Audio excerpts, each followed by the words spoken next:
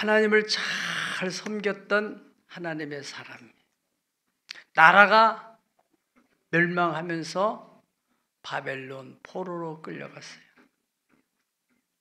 물론 아무나 데려간 건 아니고 나라의 귀족들, 또 똑똑한 청년들, 바벨론 나라에 앞으로 도움이 될 만한 그러한 사람들을 데려갔는데, 그 가운데 한 사람이 바로 오늘 본문의 주인공인 예레미야라는 사람이 끌려갔어요. 예레미야라는 사람이 끌려가서 포로가 된 것만 해도 너무너무 억울한데, 왕궁에 정치범들 집어넣는 수용소, 감옥에다가 집어넣게 됐어요. 그래, 감옥에 가만히 있으니까 정말 기가 막힌 거예요. 포로로 끌려온 것만 해도 억울해 죽겠는데, 감옥에 있으니 앞이 캄캄할 때 하나님의 말씀이 임하게 됐어요. 일을 행하시는 여호와, 그 일을 만들어 성취하신 여호와, 여호와라 이름하는 이가 이같이 이르시되, 너는 내게 부르짖으라. 그리하면 내가 네게 응답하겠고, 네가 알지 못하는 크고 은밀한 일을 어떻게 하리라? 네게 보이리라. 아멘. 그 말씀을 예레미야가 듣게 됐다 이거예요. 그러니까 예레미야의 그 마음, 심경을 하나님이 이미 다 아시고 말씀하신 거죠. 예레미야의 심경, 어떤 심경이겠어요?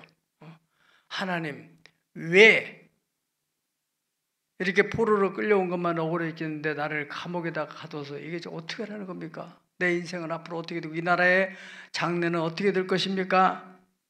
라고 그렇게 무언 마음으로 하는 하나님을 원망스러운 그 마음을 하나님이 다 알아차리시고, 나는 일을 하시는 하나님이야. 그리고 그 일들을 벌려놓고 마무리를 못 짓는 하나님이 아니고 그 일을 만들어가지고 마침내 완성시키는, 성취시키는 하나님이다.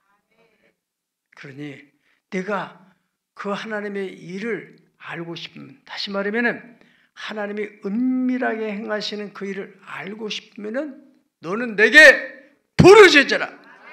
그래야만 내가 네게 응답했고, 네가 알지 못하는 크고 은밀한 일을 네게 보여주리라. 아멘. 여러분 가운데서도 하나님이 왜 내가 나름대로 열심히 하나님을 섬기는데 우리 가정이 왜 이렇고 우리 자녀는 왜 이렇고 나의 삶이 왜 이렇게 힘듭니까? 그런 사람이 있다면 오늘 말씀을 잘 듣다 보면 거기에 대한 답을 얻게 될 줄 믿습니다.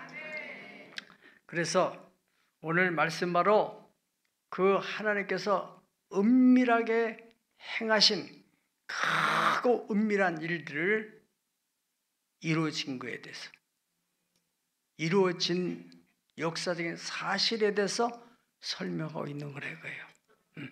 이스라엘 백성들이 바벨론 포로를 끌려왔을 때 그 뒤에 하나님은 어떤 일을 하셨어요?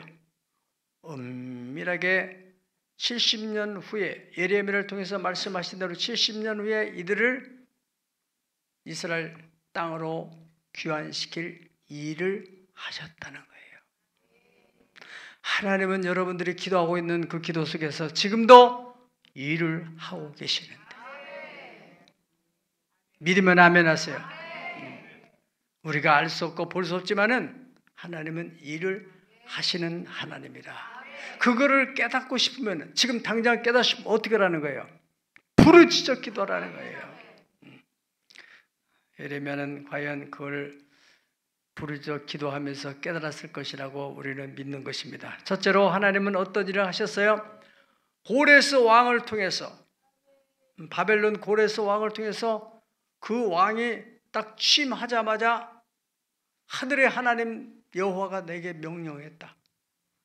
포로로 끌려온 이스라엘 백성들께서 자기 나라에 갈 뜻, 그런 마음, 그런 감동 있는 사람들은 다 자기 나라로 돌아가라.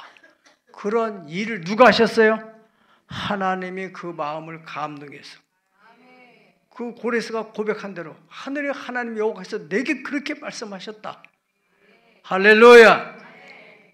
그 다음에 두 번째로는 그들이 돌아가서 이제 성전을 재건하고 있는 중에 또 반대파들이 그들을 고발을 요청해가지고 바벨론 왕한테 상소문을 올려가지고 이 사람들이 성전을 지면 옛날에도 이 성전을 통해서 이 옛날의 왕들이 이방 나라에 대해서 영향력을 행사했는데 성전이 완공되고 나면은 이 나라 관리하기 쉽지 않을 것입니다.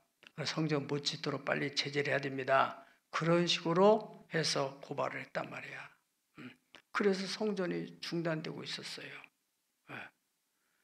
하나님께서 학개와 스가랴 선지자를 통해서 너희들이 왜 이렇게 성전 공사다가 중단하고 있느냐? 너희들이 먼저 먹고 살기 위해서 집안일을 이렇게 열심히 하고 하는데 결과적으로 얻는 게 뭐냐? 먼저 하나님의 성전을 건축해라. 그러면 하나님이 다 여러분들의 가정 생활을 풍요롭게 해 주실 것이다. 그래서 그들이 성전을 공사를 재건을 하기 시작했는데 그때 그 지역을 관할하고 관리하고 있는 닷드네와 스달보스네라고 하는 총독이 또 와가지고 당신들 지금 뭐 하고 있느냐 이렇게 했어요. 그리고 여차여차 이러이러했다. 그러니까 그러냐고. 그래서 이 사실을 그대로 다리오 왕한테 이제 왕권이 바뀌었어요. 다리오 왕한테 보고를 했더니 그래 그 사람들이 성전을 건축하는데 이미 고레스 왕이 성전 건축하라고 명령을 했다고? 그러면은 전국에 있는 그 왕궁이 그 바벨론 그 수도에만 있는 게 아니라 전 나라가 워낙 크기 때문에 이런 지방들에도 왕이 예를 든다면은 우리나라에도 대통령이 옛날에 청남대도 가고 어디 가서 휴양했던 데 있잖아요. 그런 나라에 그런 지에 가서 또 통치도 했기 때문에 그런 문서고를 전부 찾아봐라. 찾아봤더니 거기에 고레스 왕이 조서를 내렸던 것을 찾아냈어요. 그렇구나. 그래가지고 이 다리오 왕이 성전을 재건을 하는데 중단하지 말아라. 그 가까이 가지도 말고 그 사람들에게 필요한 것들을 다 공급해줘라. 이렇게 또 조서를 내렸어요. 네, 누가 해요? 하나님이 그렇게 감동을 줘서 일을 하셨다는 거예요. 그것이 에스라 6장 8절에 10절이고 세 번째로 하나님의 시리는 오늘 본문에 아닥사스다 왕, 이제 다리오 왕은 죽고도 아닥사스다의 새로운 왕이 등장해가지고 이 왕을 통해서 조서를 또 내리는 거예요. 첫 번째 고레스 왕을 통해서는 성전을 재건하는 일을 시켰다고 한다면은 이 아닥사스다 왕은 이스라엘 백성들의 마음에 무너진 성전, 마음에 무너진 하나님에 대한 신앙, 그것을 다시 복구하는 일을 하도록 하기 위해서 하나님의 율법에 능숙한 사람, 통달한 사람, 에스라라는 사람을 세워가지고 그 에스라에게 지금 조서를 내리는 거예요. 네. 자, 오늘 제가 설교를 준비하면서 고레스, 다리오, 에스라, 이 바벨론 또 페르시아 이 왕들이 조서를 내렸는데 그런데 아닥사스다 왕의 조서를 딱 보니까 어떻게 이렇게 세밀하게 이스라엘의 역사에 대해서 다 알고 있고 하나님께 어떻게 제사하는지 뭐 이런 것을 너무나 잘 알고 있는 거예요. 이 사람이 어떻게 저렇게 신앙이 좋을까?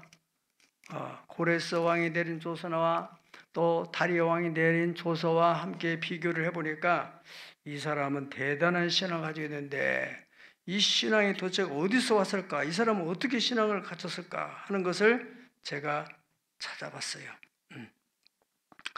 이 사람의 먼저 신앙을 살펴보면은 7가지를 정리하시는데, 첫째는 이스라엘의 하나님의 율법의 완전한 학자 겸 에스라 제사장, 이걸만 봐도 아닥사스다 왕이 하나님의 종에 대해서 얼마나 귀하게 생각하는지.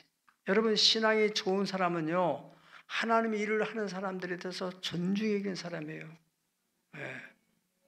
그걸 알아야 돼요.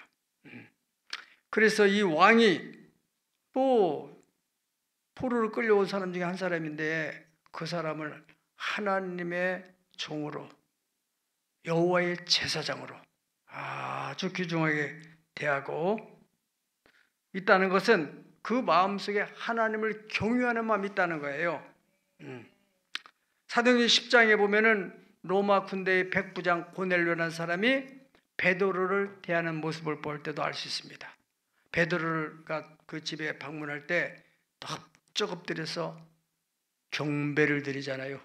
베드로가 깜짝 놀라서 아유, 나도 사람인데 왜 나한테 이렇게 하냐고 민망해서 그 사람을 축에 세웠는데, 그러한 모습을 우리가 연상할 수 있을 정도로 이렇게 황제가 에스라를 향해서 이런 자세를 대하는 것을 볼 수 있어요. 그러면서 너는 바벨론에 거주하는 유다인 중에서 다 예루살렘으로 갈 뜻을 가지고 있는 사람들은 불러 모아가지고 그 사람들을 다 소집하여서 그들을 예루살렘으로 인솔해서 데리고 가라, 그런 명령이야. 두 번째로는 네 손에 있는 하나님의 율법을 따라 예루살렘의 사회적인 분위기를 잘 살펴봐라. 예루살렘을 잘 살펴보라는 의미가 뭐겠어요? 그것은 이 사람들이 정말 하나님 말씀대로 잘 살고 있는지 안 살고 있는지 그걸 다 확인해 보라는 거예요. 그런 의미를 담고 있어요. 그 다음에 세 번째로는 왕과 이 아닥사스다 왕과 잠관 7명이 성심을 다해서, 그러니까 마음을 다 모아가지고 뭐를 준비했다고 그래요?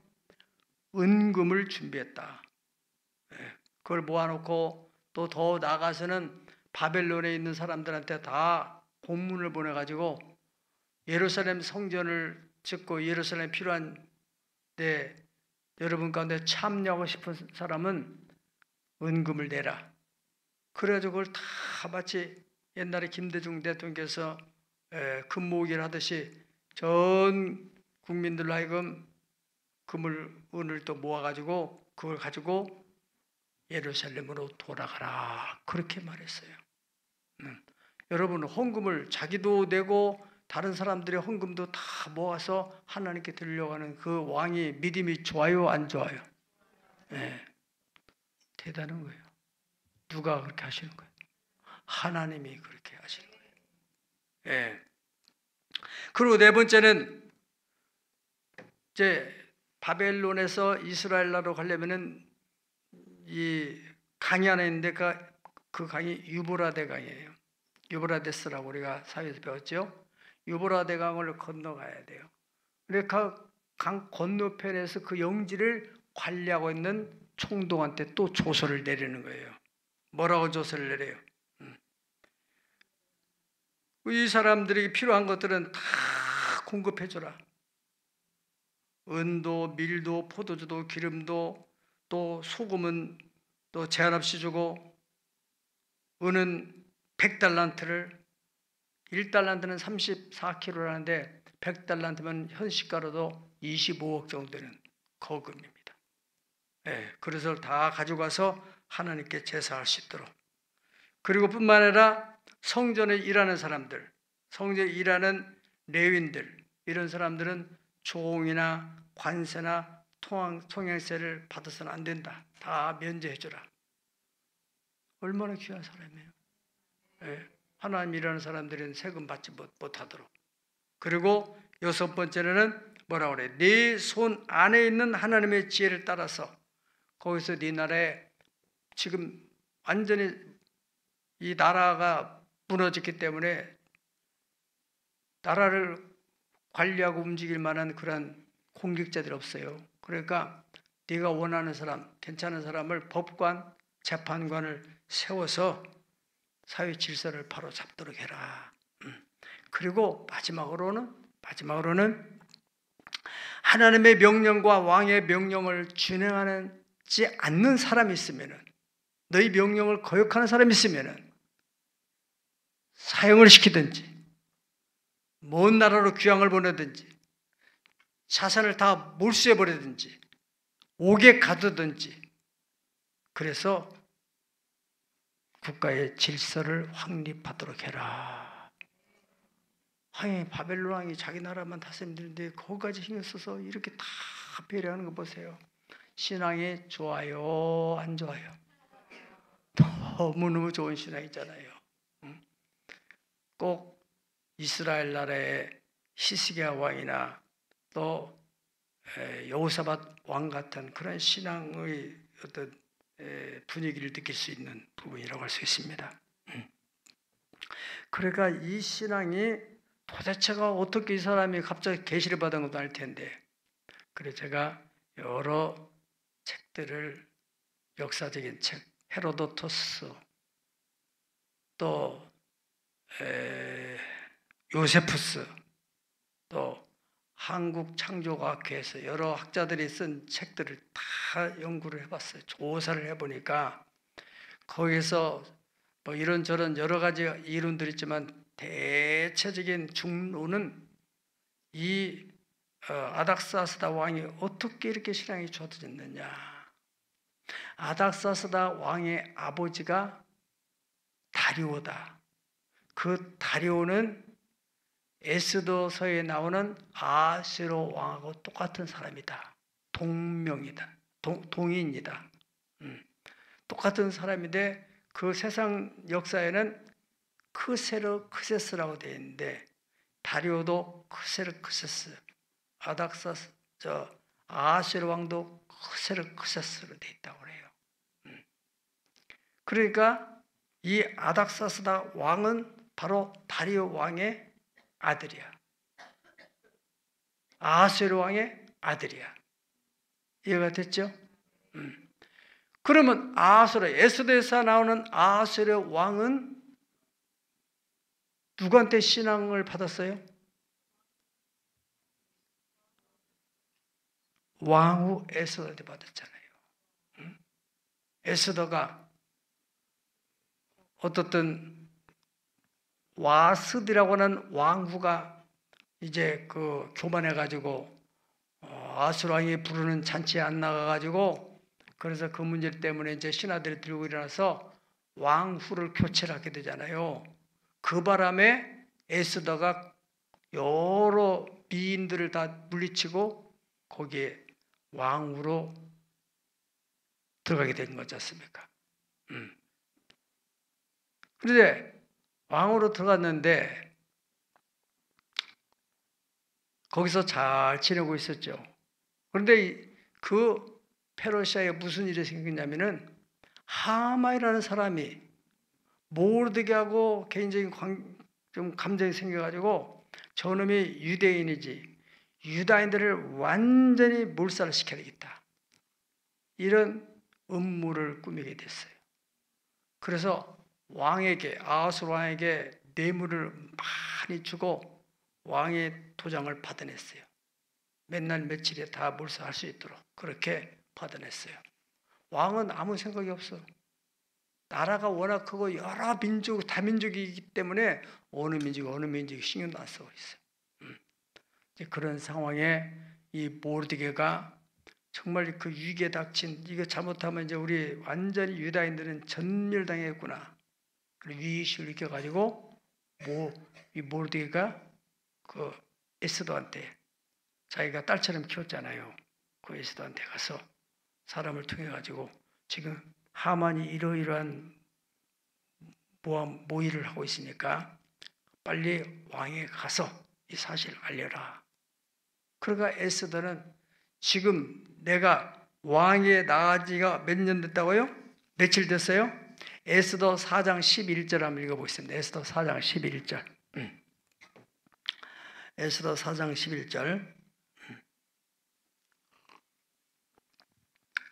시작. 왕의 신하들과 왕의 각 지방 백성이 다 알게 나와 왕에게 내리면 오직 죽이는 법이요 왕이 그에게 규를 내밀어야 살 것이라. 이제 내가 부름을 받아 왕에게 나가지 못한 지가 며칠? 이미 30일이라 그랬습니다. 그러니까 에스더가 왕이 부르지 않으면 누구든지 나가면은 죽는데 왕이 나를 안 만난 지가, 왕하고 함께 잠을 자지 않은 지가 벌써 30일이 지났다. 그렇다면 어떻게 대답할 수 있어요? 왕이 정사에도 바쁘지만은 왕실에 또 여자들이 워낙 많잖아요. 그러건 에스더는 어떤 면에서는 잊혀진 여자가 된지도 몰라요. 이런 상황이 있어서. 그런데 내가 왕 앞에 나가면은 왕이 나를 죽이면 어떻게 했느냐고. 그렇게 모르드게한테 답변을 냈단 말이죠. 그러니까 모르드게가 뭐라고 그래요? 너가 지금 그 왕후의 지위에 있는 것은 이때를 위해서 하나님이 너를 거기에 세운 거야. 만약에 네가 네 몸 사리고 나는 모르겠다고 외면하고 그러면은 하나님은 다른 사람을 통해서라도 유다인을 구원해낼 거다. 그러나 너와 네 아비 집은 멸망을 당한다. 그런 얘기를 했어요. 네. 그래도 에스더가 하나님을 두려워하는 마음을 가졌기 때문에 그래, 이런저런 생각을 해보니까 내가 이 왕후의 지위에 있는 것이 우연한 일이 아닌데 그러면 내 목숨 한 목숨 걸고 왕 앞에 나가야 되겠다. 그리고 유대인들로 하여금 금식하게 만들고 자기도 3일 동안 금식을 하고 내가 죽으면 죽으리라. 그리고 왕에 나갔잖아요. 왕에 나갔더니 왕이 딱 보좌에 앉아있는데 에스더가 3일을 금식하고 왕 앞에 쫙 나가는데 어떻게 됐겠어요? 어떤 모습이었겠어요? 베들레헴이 막 둘러져가지고 막 이렇게 막 하고 나갔겠어요? 완전 S라인을 탁 하고 쫙 빼있고 여기도 다 후가시도 넣어가지고 막 멋있게 쫙 나갔겠죠. 왕이 자리에 앉다가 막 벌떡 일어나가지고 그물을 쫙 내밀었다잖아요. 그래서 그 왕의 지팡이를 잡고 보좌로 딱 올라갔어요. 그러면서 말도 안 했는데 왕이 먼저 에스더여, 그대의 소원이 무엇이며 그대의 요구가 무엇이냐? 이 큰 대륙의 절반이라도 잘라서 주겠다. 할렐루야. 에스더를 본받으세요. 왕을 감동시켜가지고 나라 절반을 받는데 남편 하나 감동시키지 못하면 어떡해. 그대가 소원이 무엇인고, 그대 요구에 무엇인고, 당신 소원이 뭐예요? 내가 재산의 절반뿐 아니라 내 몸의 절반이라도 잘라서 당신한테 주겠다고 이렇게 나올 수 있도록. 아멘은 사람 그들째. 감동을 시켜요. 감동. 그래서 그렇게 에스더하고 아스로하고 그만큼 친밀해졌다는 거예요. 그렇잖아요. 30일 동안 보지 못했는데. 그런데 어느 학자들은 그러면서 거기서 낳은 아들이 바로 아닥사스다 왕이다. 그렇게 주장하는 학자도 있고. 그렇지 않다 할지라도 그 아수르 왕은 이 에스더의 신앙적인 영향을 많이 받은 거예요. 그 사람이 바로 다리오야. 네. 거기서 낳은 아들이 누구라고요? 아닥사스다. 그러니까 아닥사스다 왕은 그 에스더의 아들이 아닐지라도 그 아버지의 신앙 영향을 받았고 그 아버지는 누가? 에스더가 신앙 영향을 미쳤다는 거예요. 이런 하나님의 비밀의 경륜이 있어요. 이것은 하나님께서 은밀하게 행하신 일어난 사실을 기억하시길 축복합니다. 시편 121편 4절을 보면은 이스라엘을 치는 하나님은 졸지도 아니하시고 주무시도 아니하시고 일하시는 분이다. 요한복음 5장 17절에 보면은 예수님께서 내 아버지께서 일하시니 나도 일한다. 할렐루야. 욥기 23장 9절에 14절에 보면은 하나님께서는 일을 하시는데 그가 왼쪽에 일하시는데 나는 만날 수 없고 그가 왼쪽에서 뭐 하신다고요? 일을 하신다. 일을 하신다. 그런 나는 만날 수 없어요. 오른쪽에서 들어계시는데 하나님을 뵐 수도 없어. 그렇지만은 하나님이 나의 가는 길을 알고 있다. 그래서 나를 단련하시면 내가 정금같이 나올 것이다. 하나님은 어떤 계획을 세워가지고 일을 하시는데 그 하나님께서 내게도 계획한 일, 내게 작정한 일, 그 일을 반드시 이루실 것이다. 하나님께서 여러분들을 위하여 계획한 일이 있다 이거예요. 그 작정한 일을 여러분을 통해서 반드시 이루실 줄로 믿습니다. 그러면 하나님은 어떻게 일을 하시는가? 첫째는 기도를 통해서 일을 하신다. 기도.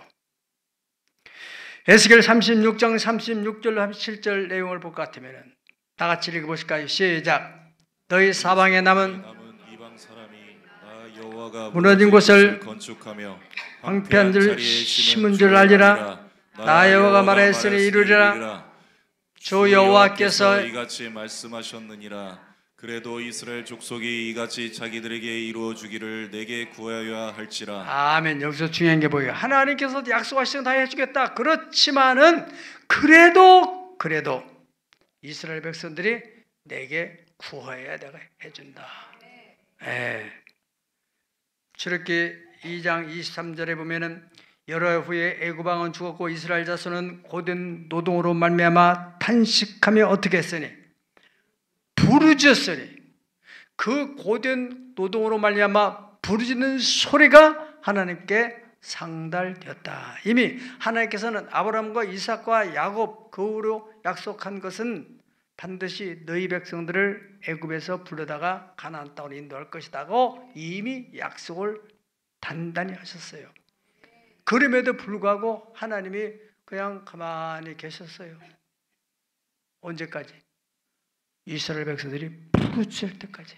그 부르짖는 소리가 하나님께 상달되어서 출애굽기 3장 7절 8절에는 하나님이 드디어 모세를 불러가지고 내가 애굽에 있는 내 백성의 고통을 내가 분명히 보고 그들의 감독자로 말미암아 뭐 하는 소리?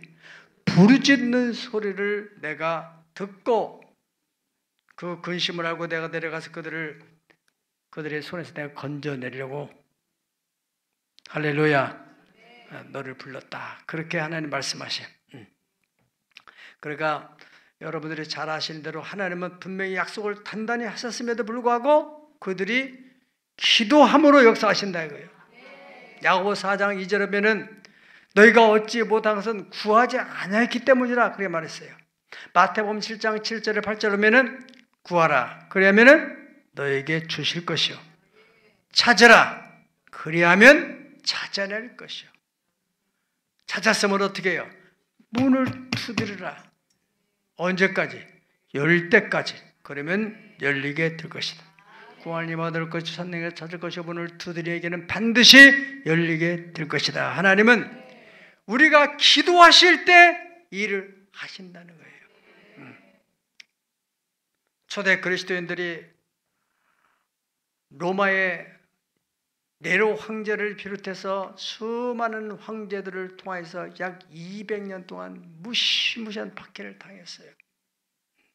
그런데 하나님께서는 묵묵부담했어요. 그런데 하나님은 그들의 기도를 외면하셨는가? 다 들으시죠. 때가 되어서 콘스탄티누스 황제를 세우는 거예요. 그 황제가 어떻게 태어나느냐?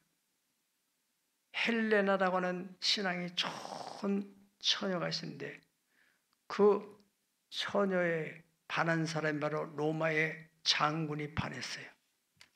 튀르키예 거기에 파견된 장군이 거기서 그 헬레나를 만나서 너무 반해가지고 거기서 자녀를 낳았는데 그 자녀가 바로 콘스탄티누스 황제였다는 거예요. 그래서 콘스탄티누스 황제는 그 어머니에 대한 굉장한 애정과 존중심이기 때문에 그래서 헬레나가 최초의 성지순례 됐고 그 헬레나가 원하는 소원을 들어주기 위해서 예수님께서 빌라도 계단을 올라서 재판을 받았던 그 계단을 뜯어다가 로마에 나타났어요. 그만큼. 그래서 그 어머니의 그 신앙의 영향을 받았기 때문에 그 사람이 313년에 그렇게 박해하던 이스라엘 백성들, 그 기독교인들에 대해서 로마는 지금부터 국교를 기독교를 한다.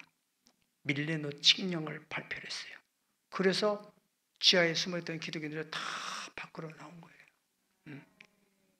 여자는 약하다. 그러나 어머니는 강하다. 역사를 움직이는 사람은 남자다.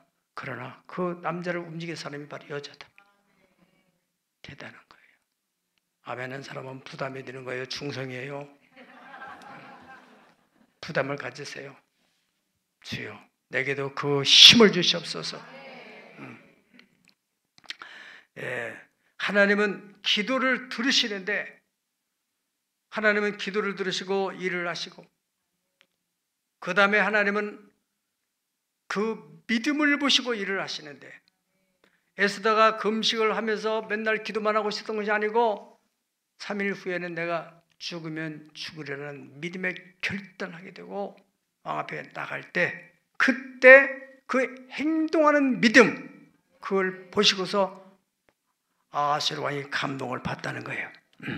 마태복음 9장 2절에 보면 침상에 누운 중풍병자를 사람들이 데려오니까 예수님께서 그들의 믿음을 보시고 중풍병자에 일어나 작은 자여 안심하라, 네가 죄사함을 받았느니라. 할렐루야.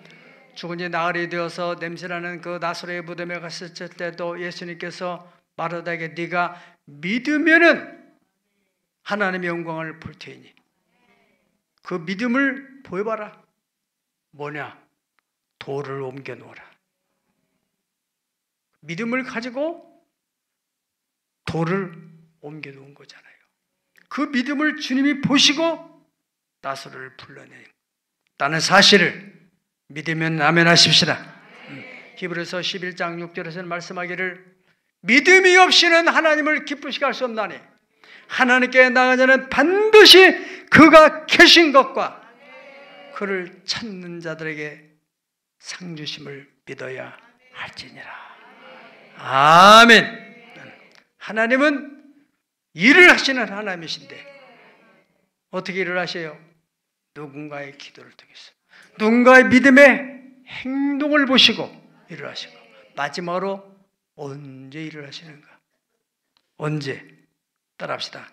하나님의 때, 하나님의 방법으로, 그리고 은밀하게. 사람들이 알 수가 없어요. 정말 하나님이 계신가 안 계신가?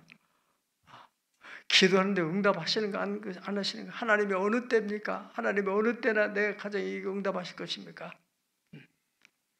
갈라디아서 6장에서는 말하기를 선을 행하다가 기도하다가 낙심하지 말아라.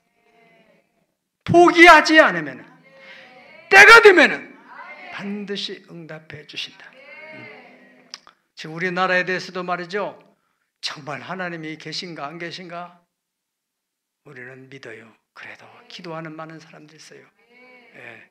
그래서 그 기도하는 하나님 백성들의 기도로 말미암아서 하나님께서 지금 일을 하고 계시는 거예요.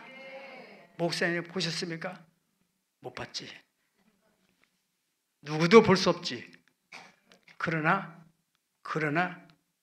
결과론적으로 시간이 지나 하나님의 때가 되면은 하나님이 일을 하셨구나.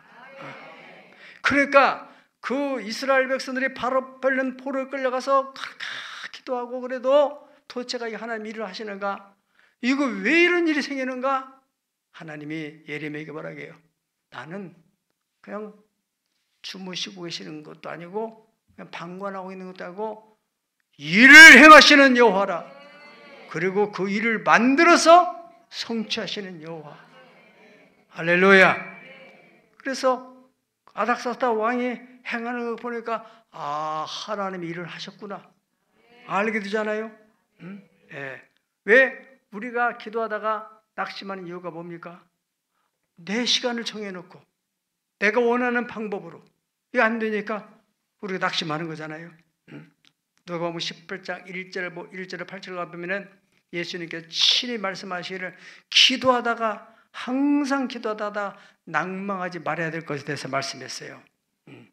하나님을 두려워하지도 않고 사람을 무시하고 아나무인격으로 대하는 재판장이 있는데 거기에 비해서 어느 과부가 돈도 없고 배경도 없고 이 과부가 억울한 일을 당해가지고 그 억울한 문제를 재판장이 해결하려고 밤낮으로 쫓아다니고 내 억울함을 좀 해결해달라고 그럴 때 그 재판관이 그냥 무시하는 거예요. 요즘으로 말하면 개무시하는 거예요. 그럼에도 계속해서 재판관님 내 억울한 사정을 좀 해결해 주세요. 이게 막 노이로제가 돼가지고 업무를 보려면 그 여자의 막 음성이 귓전을 울리는 거예요. 잠을 자려고 하더라도 그 여자의 음성이 울리는 거예요. 그래서 이 재판관이 뭐라 했어요? 내가 그 여자의 해결하지 않으면 내가 번거로워서 4명에 내가 못 살겠다. 이래가지고 이걸 풀어줘야 되겠다. 그래서 억울함을 풀어줬다고 하는 이 재판관의 말을 들어봐라. 하물며 너희 천부 하늘에 계신 아버지께서 자비하신 하나님께서 밤낮 그렇게 부르짖고 아버지 내 남편 좀 아버지 내 자녀들 하나님 이 병에서 나 좀 고쳐주세요. 내가 남은 생에 주를 위해 살아 보겠습니다 라고 하는 그 기도를 왜 외면하겠느냐. 아멘. 그럼 언제입니까? 하나님의 때가 있어요. 인간의 때는 많이 있어요. 언제든지 우리가 할 수 있는 때가 있어요. 그걸 크로노스라고 말해요. 하나님의 때는 카이로스 타임. 하나님은 하나님의 때에 일을 하신다. 사도행전 1장 7절 보면은 때와 기한은 하나님께서 자기의 뜻에 정해뒀다. 그러니까 우리가 그 때에 대해서는 신경 쓸 거 없고 우리는 기도하고 믿음을 갖고 기다리면 된다. 여러분 바둑을 두는 사람들 보면요, 이렇게 두다가 저쪽에다가 한 점을 딱 둔단 말이에요. 누가? 고수들이. 그 하수들은 저 사람이 여기서 지금 이 쌈 벌어지고 있는데 저걸 왜 저기다 갖다 놓는 거야? 언제 알아요? 끝날 때 되면 알아. 저 한 점 때문에 이게 다 포위됐구나. 똑같아요. 우리 하나님은 광대하신 하나님이신데 우리의 생각과 하나님의 생각의 차이는 하늘이 땅보다 높은 것이 내 생각은 너희 생각보다는 더 높다. 그런 차원에서 하나님께서 뭐 하신다고요? 일을 하고 계시는 거예요. 우리는 알 수가 없어. 왜 하나님이 저러시는지. 다 일을 끝날 때쯤은 이래서 하나님이 있구나. 사도 바울 선생도 이런 문제 때문에 고민이 많아서 왜 내가 주님의 복음을 살려고 하는데 왜 이렇게 앞이 막힙니까?